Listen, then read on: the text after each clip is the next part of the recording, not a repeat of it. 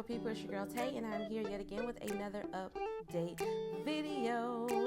So definitely make sure you guys smash that like button, comment down below, subscribe, plus push the post notification bell button so that way anytime I upload a video, you will be notified. All right, you guys, so jumping right into things. First thing I wanted to say, as always, you guys, I really do appreciate all of the support and the love that I get from you guys, truly from the bottom of my heart.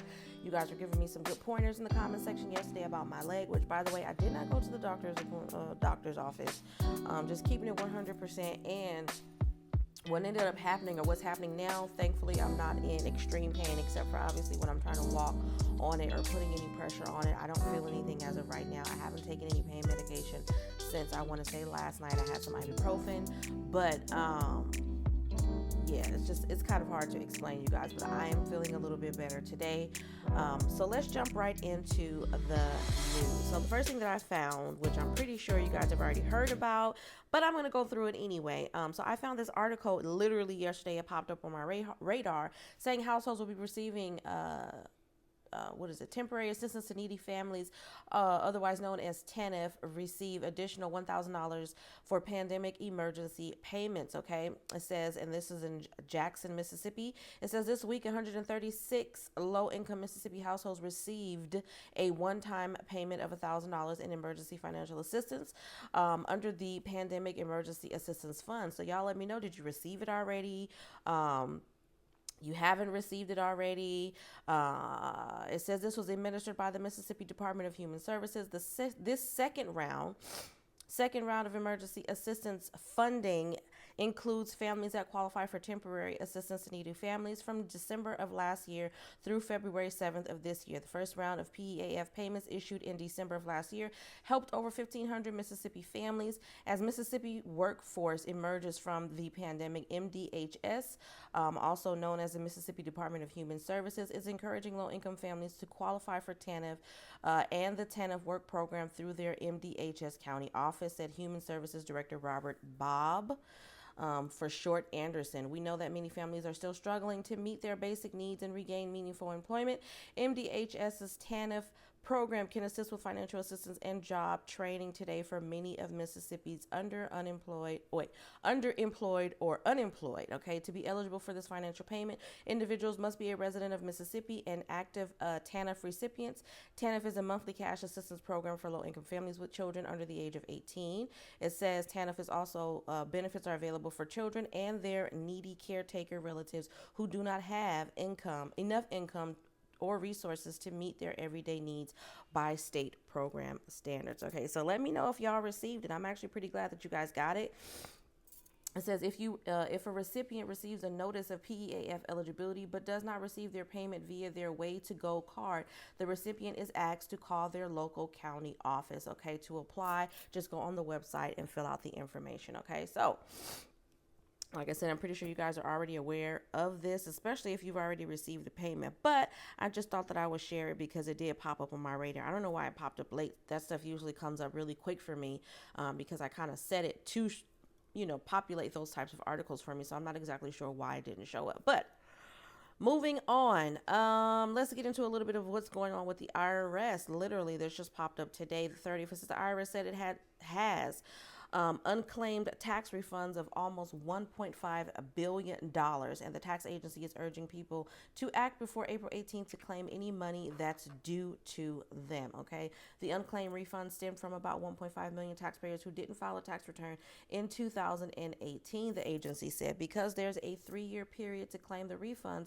the window for getting the money will close for most taxpayers on April the 18th, which is this year's tax deadline for federal taxes. People in Maine and Massachusetts have up until April the 19th of this year to claim refunds due to the two states Patriots Day holidays. Okay, I don't know why people are not claiming their taxes. I mean, that's like the biggest payout for most people.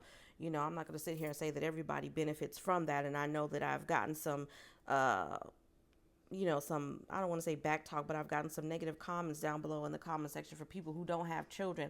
Look, and I wanted to say this because it's not it's not a good thing or a bad thing to have children and to claim children on your tax return. People make it seem like as if people who have children are not entitled to receive the extra money. Now, with that being said, I'm not saying that a single household, a person who is just taking care of themselves, is not or should not be eligible to receive money. But everybody doesn't receive SSI. Everybody doesn't, as much as that may not be, and I understand.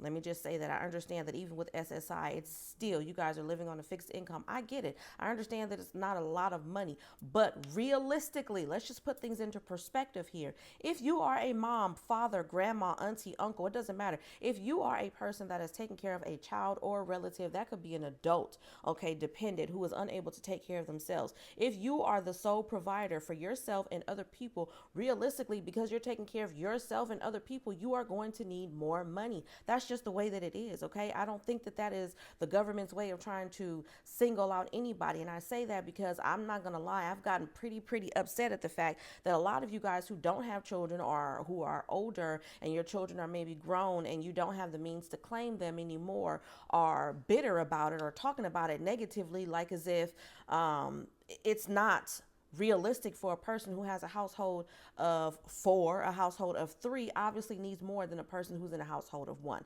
That's just the reality of the situation, okay? $500, $800, and again, I'm not saying that this is correct. I'm just giving an example. $500 may be able to do more for one person than $500 may be able to do for three, four, five people. I'm just saying. So can we not be bitter Betties in the comment section, please? Moving on from that, have you guys been following this story with, I think her name was, is it Ketanji Brown Jackson, or is it Ketanji Jackson? But anyways, the black woman who's supposed to be nominated for Supreme Court.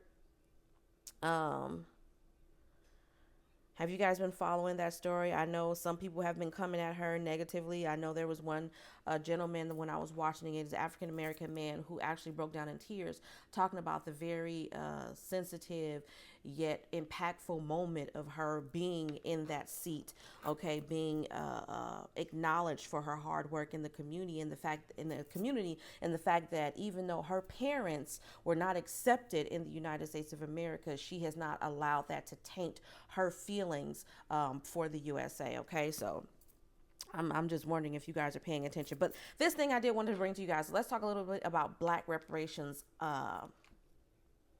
because it's interesting to me. Black reparations panel could decide who gets compensation. This came out 2 days ago by The Independent. It says California's first in the nation task force on reparations is at a crossroads, with members divided on which Black Americans should be eligible for compensation as atonement for a slave system that officially ended with the Civil War, but reverberates to this day. Okay, some members want to limit financial and other compensation to descendants of enslaved people, while others say that all Black people in the U.S., regardless of lineage, suffer from systemic racism in housing, education, and employment. The task force could vote on eligibility on Tuesday after putting it off last month. Governor Gavin Newsom signed legislation creating the 2-year reparations task force in 2020, making California the only state to move ahead with a study and plan with a mission to study the institution of slavery and its harms and to educate the public about its findings. So what do you guys think about that? Honestly, I feel like every African American person, regardless of lineage and all of that stuff that was just said in that article, should be entitled to some type of reparations, because it is true. We all, and I'm putting myself into that category because I'm still suffering from it. I still deal with systemic racism in a multitude of ways. So I do think that that is something that it shouldn't be. I know they're going to try to put limitations on it because realistically, let's get real, they don't want to pay any reparations. Some people are very happy with the fact that systemic, the word still stands in our United States of America. Go USA. But yeah, I feel like if they're going to do it, they need to do it right. And everybody is considering the fact that they're only doing it in the state of California. Everybody should be receiving something because, again, it's just one state. Yeah, so I definitely feel like everybody, like I said, all African Americans, regardless of their lineage, regardless of whatever, I'm pretty sure, I mean to say, that every African American has suffered in some way, shape, or form, whether it was them personally or whether they had to witness their mother, their father, their sister, their brother, their uncle, their cousin. They've seen it firsthand or they've witnessed it firsthand. Okay, so for that reason alone, I think that there really shouldn't be a conversation of who gets it, but when. Moving on from that, you guys, let's go ahead and check on emergency SNAP maximum benefits because I always want to leave you guys on a good note. Let's see if anything has changed on that end. Let's see here.